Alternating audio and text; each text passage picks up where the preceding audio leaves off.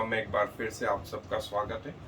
और पवित्र आत्मा के फलों को हम देखते आ रहे हैं। और जो फल बाइबल में गलातियों की पुस्तक में लिखे गए हैं उसमें से अंतिम फल है आत्म संयम, सेल्फ कंट्रोल। लेकिन मैं बार बार कह चुका हूं कि ये 9 फल ही नहीं, लेकिन सैकड़ों अनगिनत फल हैं। एक बार आत्मा अंदर आ गया, हमें क्या देखना चाहिए और क्या नहीं देखना चाहिए, क्या सुनना चाहिए क्या नहीं सुनना चाहिए, क्या खाना चाहिए क्या नहीं खाना चाहिए, क्या सूंघना चाहिए क्या बोलना चाहिए, क्या मन के विचार, ये सब पवित्र आत्मा में आता है। सो पवित्र आत्मा के जो फल, कई लोग सोचते हैं सिर्फ 9 फल है, मैं बोलता हूं सैकड़ों अनगिनत फल है। और जैसे जैसे आत्मा का विकास होता जाएगा, डेवलपमेंट होता जाएगा, आप इस रहस्य को समझते जाएंगे। क्योंकि आप अपने नहीं रहेंगे, आप पवित्र आत्मा के रहेंगे। और पवित्र आत्मा आपको परमेश्वर जैसा बनाने में लगा रहता है, आपको किसी मॉडल की तरह जो है स्थापित करने में लगा रहता है। और आपका आदर्श कोई और नहीं, आपका आदर्श प्रभु यीशु मसीह होते हैं। और पौलुस भी कहता है कि मैं अपने शरीर को मारता कूटता और वश में रखता हूं, कहीं ऐसा ना हो कि मैं दूसरों को प्रचार करूं और खुद अयोग्य प्रमाणित हूं। और जो है सेल्फ कंट्रोल, आत्मसंयम एक महत्वपूर्ण जो है फल है, जो अवश्य है, जो लगना ही है। आपके कंट्रोल होना ही चाहिए। जैसे ब्रिटेन में बच्चों के लिए एक चीज कही गई आंखों के विषय में कि childrens know how to put the TV on but they do not know when to put TV off. उनको ये मालूम है कि रिमोट से टीवी कैसे ऑन होता है, लेकिन ये नहीं मालूम है इसको बंद कब करना है। सो ये क्या है? ये कंट्रोल। कई लोग खाते जाते हैं, कई लोग सुनते जाते हैं, इतने इन्वॉल्व हो जाते हैं कि उनको कब क्या रोकना है मालूम ही नहीं रहता। और आत्मसंयम ये एक क्षेत्र में नहीं, सब क्षेत्र में चाहिए। और पतरस जो है अपनी पत्री में विश्वासियों को लिखते हुए पहला अध्याय, दूसरा पतरस का पहला अध्याय, उसके 5 आयत से आगे का हिस्सा मैं पढ़ रहा हूं।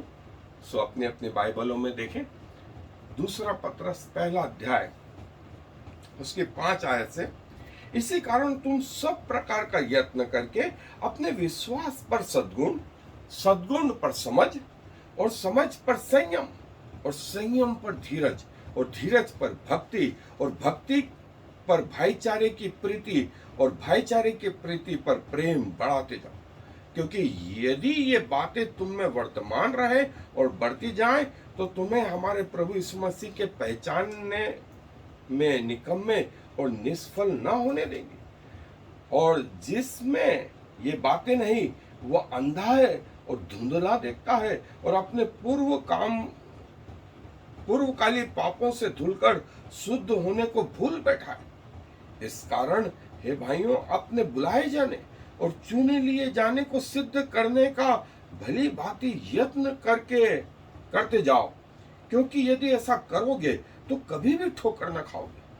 वरन इस रीति से तुम हमारे प्रभु और उद्धारकर्ता यीशु मसीह के अनंत राज्य में बड़े आदर के साथ प्रवेश करने पाओगे। सो जिस बुलाहट के लिए हम सब बुलाए गए, उसे सिद्ध करने में लगे रहे। यदि ऐसा करते रहेंगे, एक कंटिन्यूस प्रोसीजर है, तो हम कभी ना गिरेंगे, कभी ठोकर ना खाएंगे।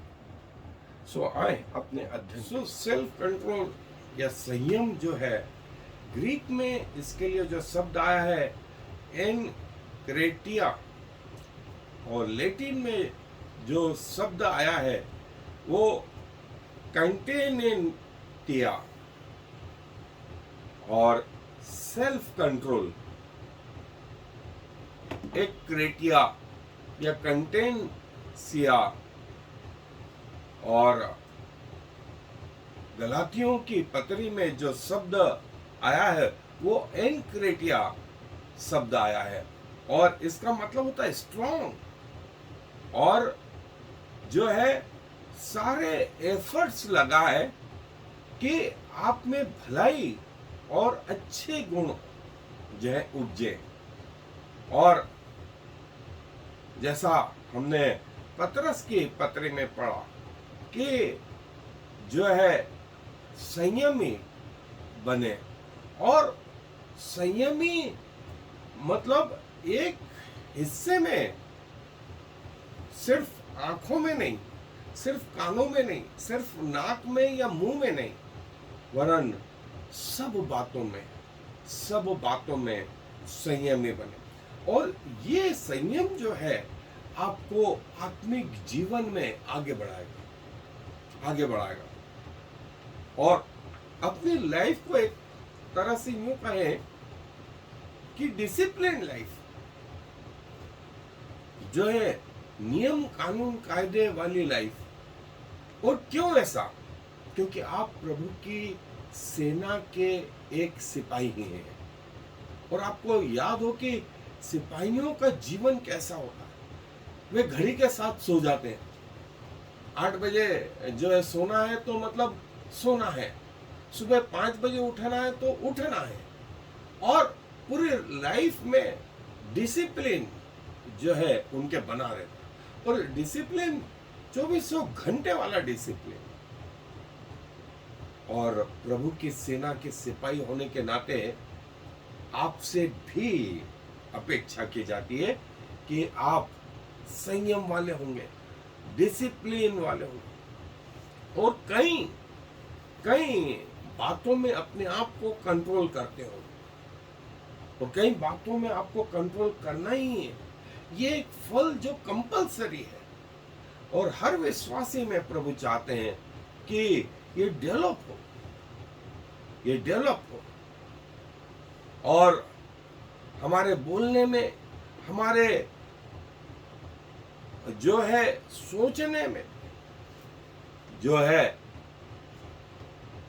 भजन संहिता में, दूसरा तीमुथियुस में, और बहुत सारी जगह बाइबल में आया है आत्म संयमी बने। और मत्ती रचित सुसमाचार, याकूब की पत्री, इफिसियों की पत्री, रोमियो की पत्री। और जैसा मैंने बताया कि पौलुस जो खुद एक सैनिक था, वो कहता है कि मैं अपने आप को संयम में रखता हूं, कंट्रोल में रखता हूं। बहुत सारी इच्छा तो मुझ में भी है, लेकिन मैं ऐसा करता नहीं हूं, क्योंकि मैं प्रभु के पीछे चलना चाहता हूं। और प्रभु के कारण मैं संसार की वस्तुओं का त्याग करना जो है चाहता हूं, और अपने शरीर का जो है कंट्रोल करना चाहता हूं। और क्या हम अकेले हैं? कई बार हमको लगता है कि जो हम जो है संयमी बने, कंट्रोल में रहे। नहीं। और ये याद रखें कि जो है हमारा असंयम बहुत सारी परीक्षाओं को आमंत्रित कर देता है। यदि हमने एक जगह समझौता किया तो हमें बहुत जगह समझौते करने पड़ते हैं, बहुत जगह हमें जो है एडजस्टमेंट करना पड़ता है। लेकिन यदि एक जगह कंट्रोल किया तो आप बहुत सारी चीजों को कंट्रोल करना सीख जाते हैं, और ये एक दिन आपके जीवन का प्रिंसिपल बन जाता है। जैसे मैंने कहा, एक सैनिक जो है जैसी लाइट बंद होती है उसको नींद आने लगती है। कोई सा भी मौसम हो वो उठ जाते हैं जल्दी से। युद्ध रात में होते हैं, अब दिन में युद्ध नहीं होते। तो रात का जागरण जो है ये संयम से आता है, वो धीरे धीरे आता है, और वे सब सीख जाते हैं। रात के 3 बजे है हमको जो है वार के लिए निकलना, रात के 2 बजे, रात के 4 बजे लोग सो रहे होते हैं, दुनिया सो रही होती है, लेकिन सैनिक लोग जाग रहे होते हैं। कारण उन्होंने अपनी लाइफ को कैसा कर लिया है? डिसिप्लिन कर लिया। और जो है प्रभु जो है उन लोगों को जो आत्म संयम में धीरे धीरे होते जाते हैं, उनको बहुत सारी चीजों पे कंट्रोल होता जाता है। जैसे मैंने बताया कि क्या देखना, क्या नहीं देखना, क्या सुनना, क्या नहीं सुनना, क्या बोलना, क्या नहीं बोलना, क्या खाना, क्या नहीं खाना, कितना खाना, कहाँ जाना, कहाँ नहीं जाना, किस काम को करना और किस काम को नहीं करना, ये सब आ जाता है। ये प्रभु के लोगों में आ जाता है। और तीमुथियुस को लिखते हुए पौलुस बोलता है कि अपने आप को संयम में बना। हमें डर का आत्मा नहीं, परंतु सामर्थ और प्रेम और संयमी आत्मा मिला है। और इसके द्वारा हम प्रभु की इच्छा पूरी करते हैं, अपनी नहीं, अपनी इच्छाओं को धीरे धीरे कंट्रोल में लाते हैं। प्रभु की इच्छा जो है वो पूरी कर। एक आदमी जिसमें सेल्फ कंट्रोल नहीं होता, वो एक ऐसे शहर के समान है जिसकी बाउंड्री वॉल नहीं होती। जब कोई चाहे वो उसमें घुसाता है। और आपका शत्रु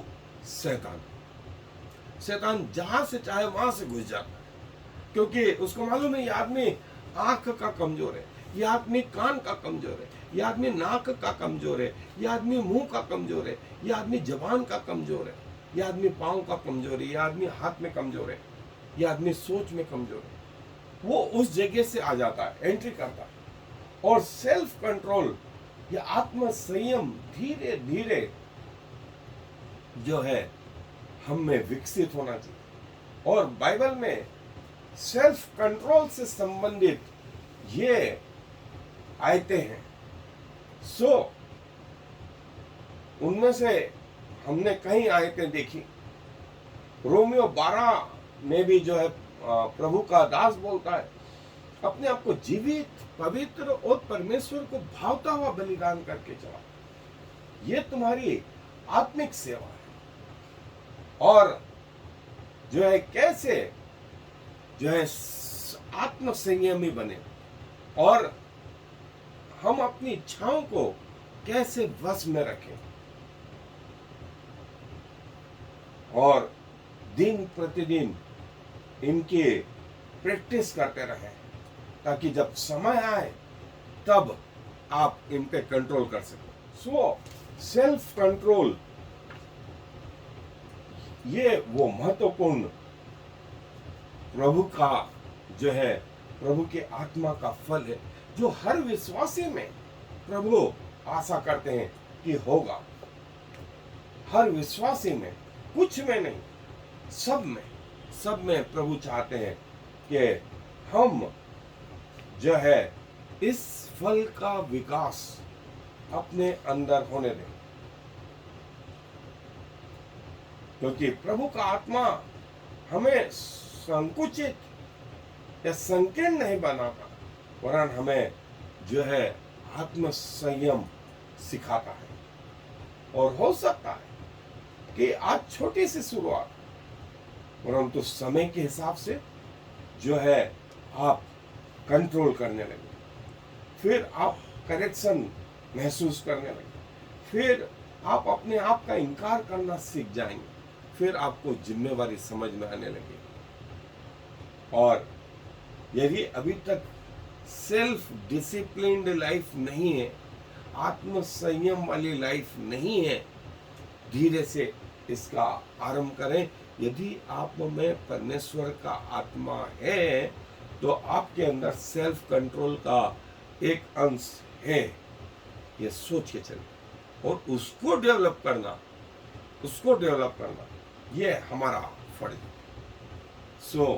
अपने आप को प्रभु को समर्पित करें और प्रभु के अनुसार हमारे जीवन धन्यवाद देते हैं कि आप हमारे ऐसे परमेश्वर हैं जो हमें अपनी सेना में भर्ती करते हैं और हर सैनिकों से ये अपेक्षा करते हैं कि वो आपके अनुसार चलें।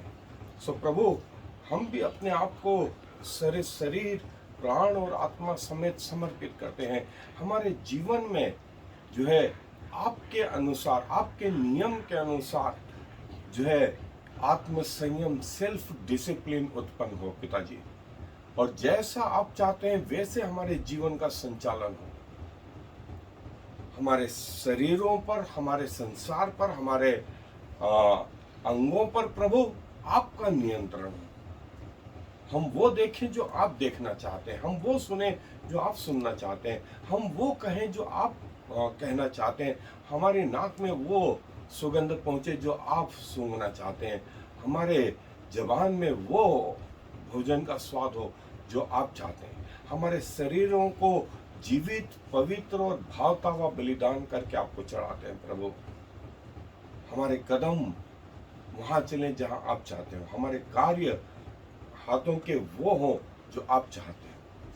सब कुछ प्रभु जी आपको समर्पित करते हैं, और अपने आप को आपको इसलिए समर्पित करते हैं कि आत्मसंयमी बने और उससे आपके नाम की महिमा हो, क्योंकि इस विनती को प्रभु यीशु मसीह के नाम से मांग लेते। आमीन। और फिर Shema Yisrael Yahweh Eloheinu Yahweh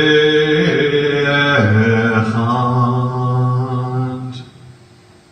Hear, O Israel, the Lord is our God, the Lord alone.